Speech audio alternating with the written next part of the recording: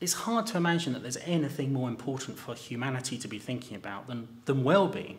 Because if what we really are interested in is the progress of humanity, if we're interested in, if you like, the long-term journey of where humanity's come from through its many thousands of years of civilization and asks a real question about where are we going next, surely that comes down to a question about what is real progress and what is the importance of well-being in that.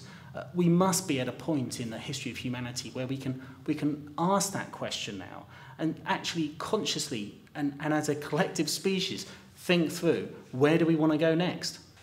What we have at the moment is a political and economic system that's obsessed with actually many of the wrong things. It's obsessed with gross domestic product, for example, which focuses purely on technological or material and economic questions of well-being. It actually fails to really think through what really matters to people. Of course, people need a certain level of economic growth or material possessions to have the foundation for good and healthy lives.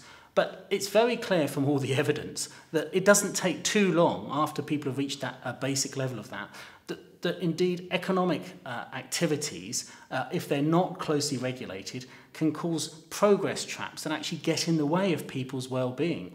It's a kind of kickback mechanism, whether it's air pollution, which is killing millions of people worldwide prematurely, whether it's climate change, which threatens the very security and survival of our civilization, or whether it's a continued destruction of the biosphere. These are all factors that come from this obsession with economic growth that is now threatening the very survival of our species, but also indeed just even before that, the quality of life. So this short-term obsession with GDP is actually missing the plot. It's missing the whole point of really where we should be going with humanity. And what politicians are doing is failing to ask the most important questions about where do we want to go as a species and how can we really focus on the things that matter. Just in the last couple of weeks, a report has come out making it very clear that in the last 4 decades, we've lost around half of the biosphere because of this very clear focus by politicians and corporations on just GDP and economic growth.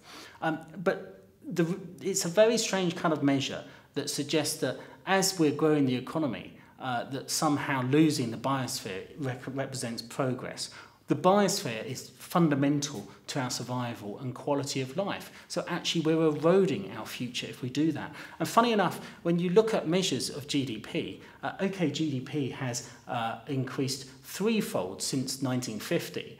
But over the same period of time, if you look at indicators of genuine progress in people's lives, they're pretty much flatlined. People are not happier these days than they were back in 1950 in the vast majority of countries. And in fact, in some of the richest countries, they're less happy than they were in the 1950s. So why are we doing this? Where are we going with it? And this isn't to deny, let's be clear, I'm not one that denies the technology. Technology has a fantastic role to play in helping us deal with climate change, for example, through renewable energy or through energy efficiency technologies. And I'm not one to deny some materials as well. I mean, of course, we all want comfortable lives and clothes and we want food and so on. That's very important.